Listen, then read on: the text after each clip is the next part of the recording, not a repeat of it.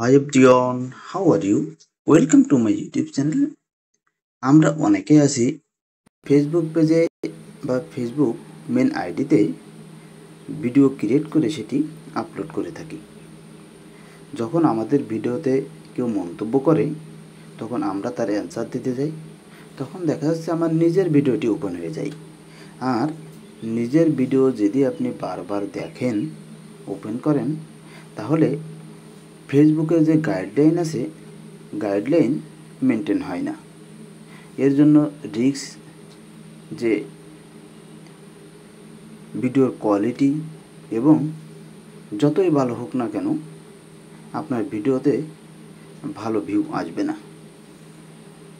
ভিডিওতে রিস্ক কম হয়ে যায়। এই জন্য ফেসবুক অফিস থেকে ওই ভিডিওগুলোতে নিজে থেকে প্রমোট করে না।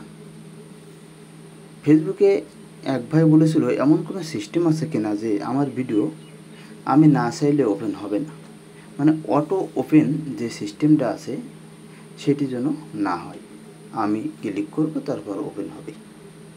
এই সিস্টেম কিন্তু আছে, আমরা অনেকেই জানি না, এই জন্য এই সেটিংসটা আমরা করতে পারি না খুব সহজে। আজকের ভিডিওতে সেটি আপনাদেরকে দেখিয়ে দেব। আশা করি ভিডিওটি আপনাদের অনেক উপকারে আসবে। এই সেটিংসটি করার জন্য প্রথমে যে কাজটা করতে হবে সেটি হলো, প্রথমে আপনাকে আপনার মোবাইলের ডিসপ্লেতে এসে যে সেটিং হয় ফেসবুক আইকন আছে, ফেসবুকে ক্লিক করতে হবে।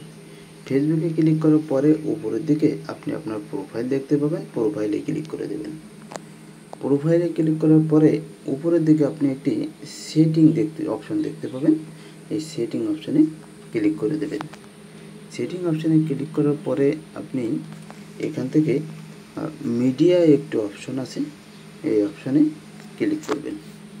এই অপশানে ক্লিক করার পরে এখান থেকে দেখতে পাবেন যে never auto reply video, never auto play video, এই যে অপশনটা আছে আমি এখানে অ্যানাবল করে রেখেছি, আপনারাও এরকম এখানে অ্যানাবল করে রাখবেন। এখানে কিন্তু তিনটা অপশন আছে, one mobile data and wifi. যখন মোবাইল ডাটা এবং ওয়াইফাইতে যাবে সঙ্গে সঙ্গে ওই ভিডিওগুলো অটোমেটিকভাবে যাওয়ার সঙ্গে সঙ্গে ওপেন হবে। ওয়ান ওয়াইফাই অনলি, আর এমন হতে পারে যখন ওয়াইফাই আসবে তখন এই ভিডিওগুলো অটো প্লে হয়ে যাবে। আমরা চাইলে এভাবে নেভার অটো প্লে ভিডিও অপশনে এটি অফ করে রাখতে পারি। আশা করি ভিডিওটি আপনাদের অনেক উপকার আসবে। এখন আমি আমার প্রোফাইলে যেয়ে আপনাদেরকে দেখাবো যে অটো প্লে আসলে হয় কিনা। এর জন্য আমি আমার ফেসবুকের একটি পেজ আছে, ওই পেজের প্রোফাইলে যাব।